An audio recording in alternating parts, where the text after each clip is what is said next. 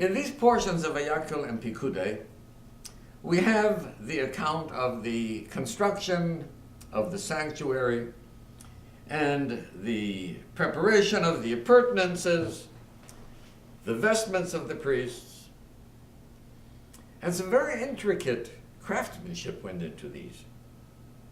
I mean, the curtains that composed the separations and the coverings of the Mishkan were woven in such a fantastically skillful way that there was one image on one side and the other side had another image. It took great skill to be able to do that. The various vestments had to be made very skillfully, and all the appurtenances of the altar required great skill. Who were the craftsmen that made that? Now God says, I have given special wisdom to Bezalel the son of Hur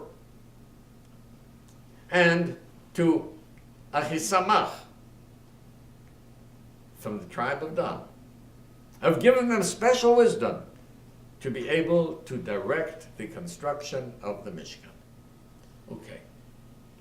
We have two people who are endowed with special skills.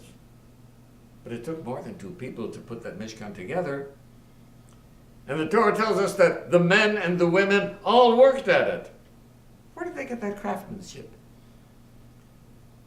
It was only just a small period of time since they were out of enslavement in Egypt. And in Egypt, they did not do all of these skillful things. In Egypt, they were working with bricks and mortar. And the Ramban says something very fascinating. They were not trained craftsmen. They did not have those skills.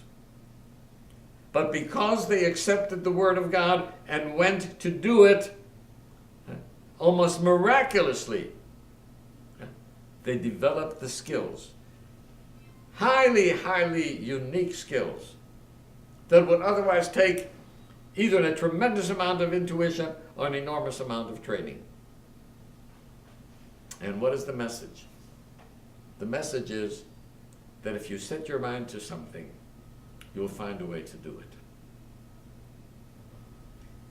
There are things that may seem beyond us and impossible, but they're not impossible if we set our mind to it. There's a story that I read a while back, happened in one of the towns in Ohio, where a mother was walking with her little child, and the child broke loose from her grip and crawled underneath the car. And the woman panicked, and she ran and lifted the car and extracted the child. True story. Where did she get that strength? It was because she knew that there was something that she had to do. The life of her child depended on it. Our neurophysiologists tell us that we have 100 billion cells in our brain. We only use a small fraction of them. The rest of them, they lie dormant. And just think of what we could do if we had access to all our brain cells and put them all to use. We've had geniuses. And there's good reason to believe that not all geniuses are specially endowed, but that they are focused. It's like the laser beam. No, I know very little about technology, but I understand that when all of the spectrum is brought into one laser beam, that it has enormous powers.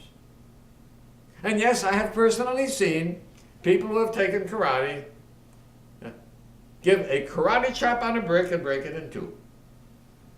How is that? Because they were taught to marshal all their strength and bring it to one point.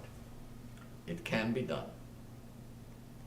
There are many things that we think are impossible, but they're only impossible as long as we think that. Once we realize it can be done and we set our mind to do it, we can achieve much more than we ever thought. And so, The Mishkan was put together with the most intricate craftsmanship. By whom? By people who for decades have been working only with bricks and mortar. And Ramban says that because God commanded them to do this wonderful, intricate work, they set their minds to do it, and they were blessed with the power to do it. Make up your mind that you're going to do what you're supposed to do, and you'll see that you'll achieve the blessing of God to achieve what you set out to do.